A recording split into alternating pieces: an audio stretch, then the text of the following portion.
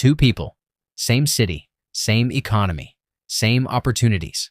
One ends up broke at 65, working a job they hate, living paycheck to paycheck, wondering where all the years went.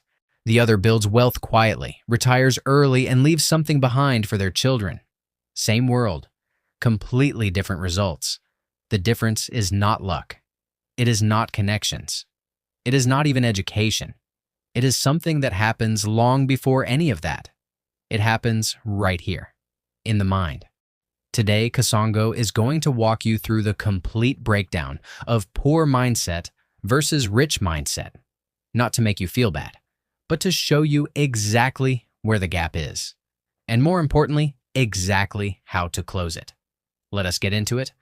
Welcome back to the channel where we break down exactly how money works so you can make it work for you. I am Kasongo. And if you are new here, make sure you subscribe and hit the bell because every single week we drop videos that your school, your parents, and your financial advisor probably never told you. Now, let us talk about the one thing that determines your financial destiny before you ever earn a single dollar: your mindset. Before we get into the comparisons, let us establish something important. Your mindset is not just your attitude. It is not just positive thinking. Your mindset is the complete operating system running in the background of every financial decision you make. How you see money, how you see time, how you see risk, how you see other people's success. All of it is shaped by your mindset, and all of it directly determines your financial outcomes. Here is the key insight. A poor mindset and a rich mindset are not about how much money you currently have. There are broke people with a rich mindset who are on their way up, and there are people earning six figures with a poor mindset who are quietly going backwards. Mindset comes first, money follows, always. Now let us break down the 8 biggest differences. Difference number 1, how they see money itself.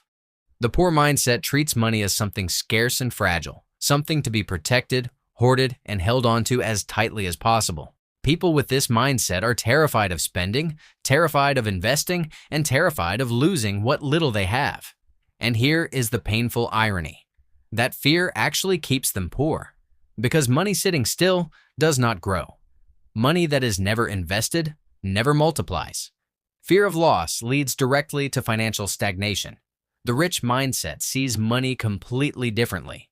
Money is a tool, like a hammer. A hammer sitting in a drawer builds nothing, but a hammer in the hands of someone who knows how to use it can build an entire house. Rich thinkers ask one question about every dollar they have. Where can I deploy this to create more? Not how do I protect this, but how do I multiply this? That single shift in how you see money changes everything that comes after it. Difference number 2, how they see time.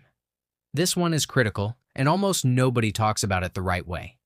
People with a poor mindset see time as the product they sell. You give your hours to an employer, they give you money in return. And this feels normal because it is how most of us were raised to think about work. But here is the brutal math. There are only 24 hours in a day. You can work harder. You can work more. But you cannot create more time. So if time is the only thing you are selling, your income has a permanent ceiling. Rich thinkers see time completely differently. Their ultimate goal is not to earn more per hour. Their goal is to build systems, assets, and income streams that generate money whether they are working or sleeping or on vacation. Every investment they make, every business system they build, every asset they acquire, they are all purchasing something far more valuable than money. They are purchasing their time back. Ask yourself honestly right now, are you selling your time, or are you building something that buys it back? Difference number 3, how they see failure. And this one might be the most important difference on this entire list.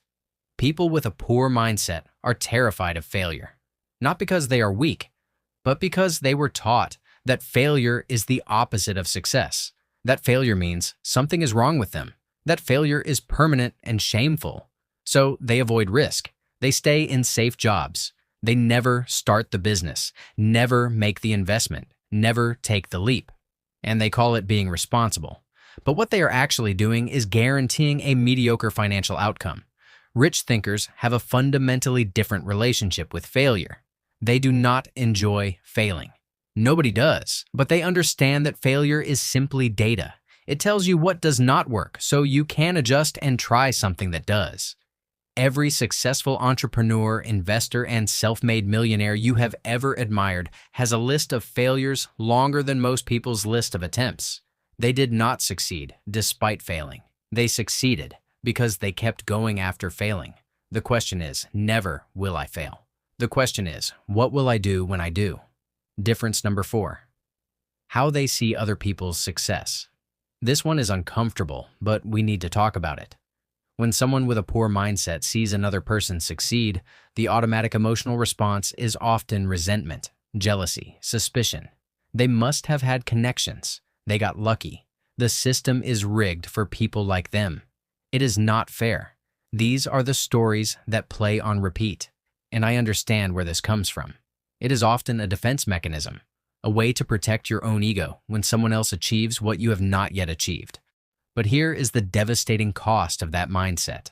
Every time you resent someone else's success, you are training your brain to associate wealth with something negative, and your brain will never aggressively pursue something it has been trained to resent. Rich thinkers see someone else's success and feel something completely different: curiosity, inspiration, even excitement. Because to a rich thinker, every successful person is a proof of concept, proof that it is possible, proof that the path exists, and a potential source of lessons, strategies, and mentorship. Other people's success is not a threat. It is a roadmap. Difference number 5, how they see education. Most people were taught that education has a finish line. You go to school, you graduate, you get a job, and then the learning chapter of your life is officially over. People with a poor mindset accepted this completely, and the result is a knowledge ceiling, a hard limit on what they can earn, what opportunities they can see, and what problems they can solve. Rich thinkers rejected this idea entirely. Warren Buffett reads 500 pages a day. Bill Gates takes 2 reading weeks per year where he does nothing but absorb new information. The most successful people on the planet are also almost always the most voracious learners on the planet, not because they enjoy studying, but because they understand a simple equation. New knowledge leads to new ideas. New ideas lead to new opportunities. New opportunities lead to new income. The most dangerous person in any room is the one who never stopped learning after graduation. Invest in books. Invest in courses. Find mentors. Join masterminds. Attend events. The return on knowledge always exceeds the return on almost any financial asset.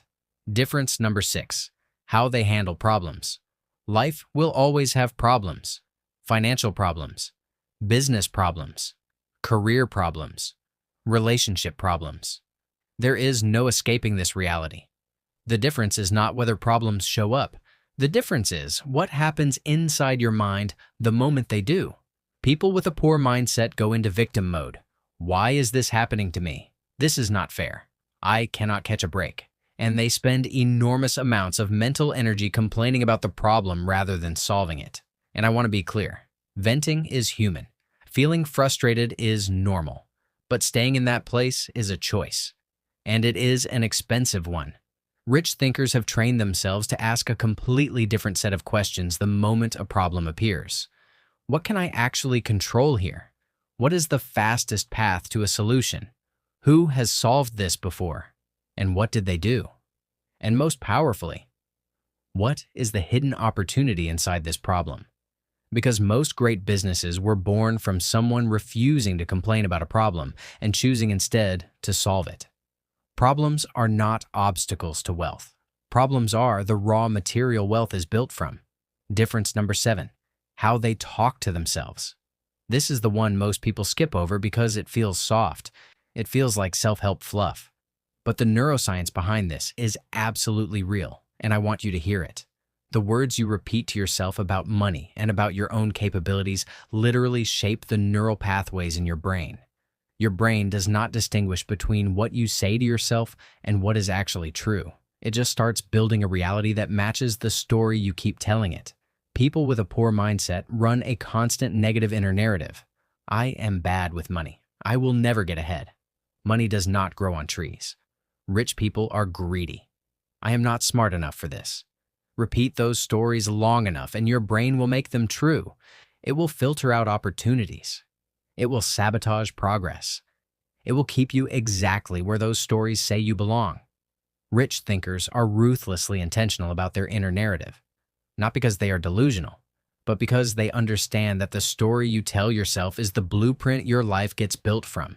Start paying attention to what you tell yourself about money, because that conversation is either building your wealth or destroying it every single day. Difference number 8, how they use their circle. Jim Rohn said it best.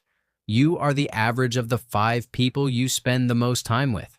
And I know you have heard this before, but let me give it to you in a way that actually lands. Every person in your inner circle is either pulling your mindset up or pulling it down. There is no neutral. Every conversation you have, every opinion you absorb, every standard you observe in the people closest to you is shaping how you think about money, ambition, and what is possible for your life. People with a poor mindset often surround themselves with people who validate their limitations. Friends who say things like "that is too risky," or "who do you think you are?" or "just be grateful for what you have." And again, this often comes from love. But love and limitation can come from the same place. Rich thinkers are intentional about their environment. They seek out people who challenge them, people who are further along the path, people who have already solved the problems they are currently facing. You do not have to abandon your current relationships, but you do need to add relationships that pull you forward. One mentor, one community, one mastermind. That is enough to change the entire trajectory. So now we know the 8 differences, but knowing is not enough. You have to do something with this. Here is how you actually start shifting from a poor mindset to a rich mindset. And I am going to give you 5 specific actions you can take this week. Action 1. Audit your beliefs about money. Sit down and write out every belief you have about money. Where did it come from? Your parents? Your community? A bad experience? Just get it on paper. You cannot change what you have not identified. Action 2. Replace negative self-talk every single day. Every time your brain says, "I cannot afford this," force it to ask, "How can I afford this instead?" That one-word shift from "cannot" to "how" activates problem-solving instead of surrendering. Action 3. Feed your mind intentional input. 1 finance book per month, 1 podcast per week, 1 YouTube channel that teaches you something real. What goes in shapes what comes out. Action 4. Upgrade 1 relationship this month. Find 1 person who is further along financially than you are and find a genuine reason to connect with them, not to use them, to learn from them. Action 5. Take 1 imperfect financial action today. Open that investment account. Set up that automatic transfer. Register that business name. Do not wait until you feel ready. Rich thinkers act before they feel ready. That is what makes them rich thinkers. Let us bring it all home. 8 differences between a poor mindset and a rich mindset. Number 1. Poor mindset protects money. Rich mindset deploys money. Number 2. Poor mindset sells time. Rich mindset buys time back. Number 3. Poor mindset fears failure. Rich mindset learns from failure. Number 4. Poor mindset resents success. Rich mindset studies success. Number 5. Poor mindset stops learning. Rich mindset never stops learning. Number 6. Poor mindset complains about problems. Rich mindset solves problems. Number 7. Poor mindset runs limiting beliefs. Rich mindset runs empowering narratives. Number 8. Poor mindset accepts limiting circles. Rich mindset builds expanding circles. None of this is about where you started. All of it is about where you decide to go from here. If this video shifted something for you, I want you to do one thing right now.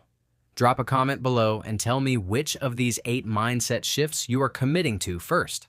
I read every single comment, and I will reply to yours personally. If you know someone who needs to hear this today, share this video with them. Sometimes the most powerful thing you can do for someone you love is put the right information in front of them at the right time. subscribe, and hit the bell if you have not already. Because next week, we are going deeper on how to actually build the habits that make the rich mindset automatic, not just something you know about, but something you actually live. This is Kasongo, and I will see you in the next one.